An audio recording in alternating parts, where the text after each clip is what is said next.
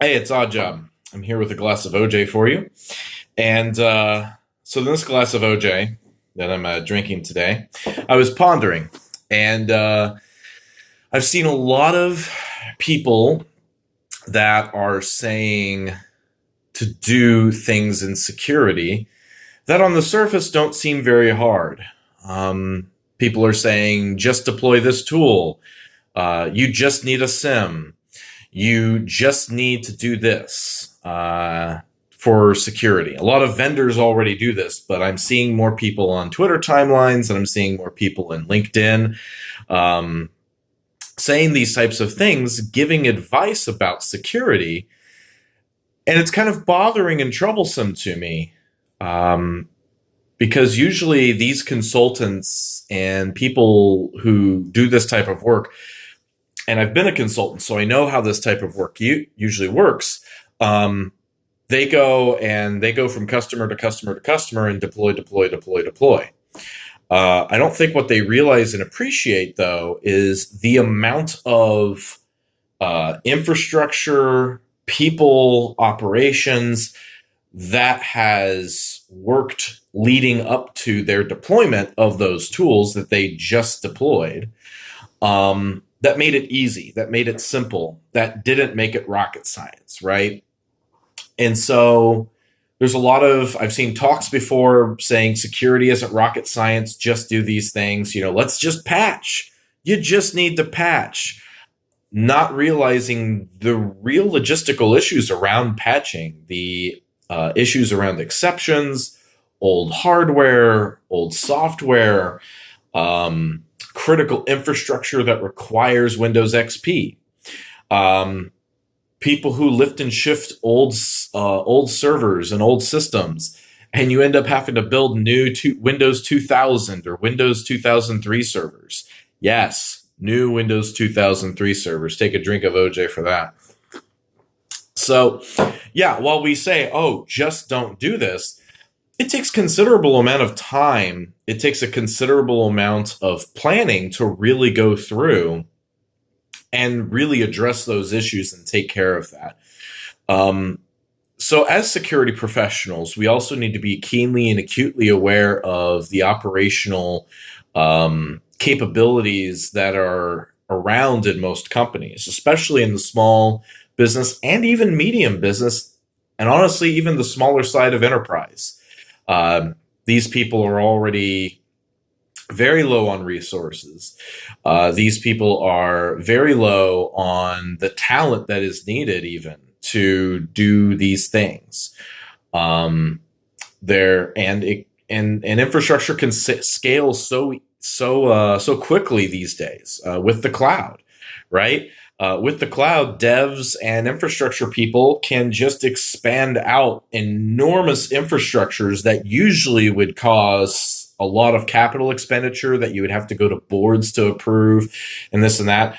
Well, now it's just an operations expenditure. And yeah, you might have to get board approval for some budget line items, but it's a lot easier because you're not having to amortize that out. You're not having to count those against the asset list. There's a lot of financial and accounting things, all that stuff. But what I've just gone into has nothing to do with technology, has nothing to do with information security. It has everything to do with operating a business. It has everything to do with running a department. It has everything to do with the ditch digging. Go ask a rocket scientist if ditch digging is rocket science. And then go ask that rocket scientist, if they want to go dig ditches.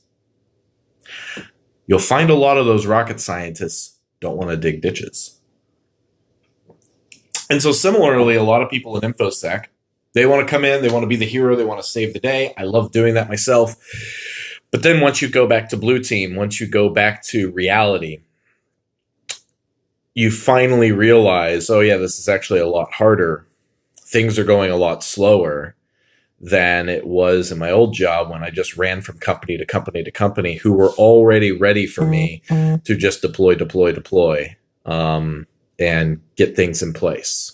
Remember, also that when you deployed, you didn't have to support them from then on. You didn't really have to deal with when that thing failed at all. As an MS team, you would. And so MS teams, though, have the luxury of being purposefully built for those operations. And so an MS team kind of has a bit of a privilege there of saying, oh, just do this. Yeah, but there's a lot of companies that don't have staff or business structures that are mature enough to handle those workflows or mature enough to handle things in the manner which you did. They don't have the economies of scale that you're actually exploiting as an MS to be able to have resources to justify serving many, many, many, many customers. Even large enterprises start finding it very difficult to fully staff a SOC because they could just put it out to an MS and just keep an incident response team. But if you're talking a medium-sized or really small enterprise, they're not going to have a SOC team. They're not going to be running that all the time. They're going to want to put that out to an MS. So kind of keep in mind as you're giving security advice and as you're telling people, oh, just do this, keep in mind what you actually have to do prior to just deploying this, and keep in mind what you have to do after deploying this. I think that's my glass of OJ for the day. Just kind of keep that in mind. And, as a business as well, when you're going out to buy tools as a security department, when you're going out and buying tools from places, take time to realize, do you have the operational ability to support that tool? Do you have the ability to keep it up to date? Do you have the ability to deal with it when it fails? Do you know what kinds of failures with that tool happen? Can you deal with those failures? Can you can you help when those times come? So there's a lot of things to consider there. Don't just drink the Kool-Aid of just deploy it. You need to drink the OJ of let's plan this out a little more and make sure that we're going to have a successful deployment and a successful support lifecycle. So I think that would just be my glass of OJ, both to the security practitioners and people that are recommending that you just do this, you just do this, you just do this.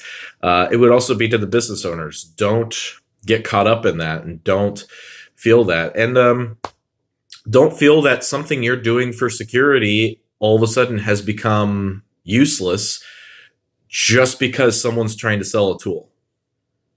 Don't think all of a sudden your AV is completely useless because EDR is out there. If you're not ready to handle EDR and everything that comes with that, well, you need to have AV. That's just what it is. You don't need to be worried about all these other things if you can't even do that. So focus on the fundamentals. And I say I didn't say just focus on the fundamentals, but focus on getting to that fundamentals. Set out a maturity program. Plan this stuff out. And that takes time. And that's ditch digging. And that's getting in there and really doing the grunt work of getting this figured out and putting yourself on a path to doing that. It's not rocket science. It's hard work, though. And it's tough. And not a lot of people actually want to do it because it's not the sexy work we're wanting to see. It's not behind the keyboard work. Maybe it's Excel work, but it's not behind the keyboard. I think the rant has gone long enough, and I'm halfway done with my OJ. So, that ends the glass of OJ. Don't drink the Kool-Aid, drink the OJ.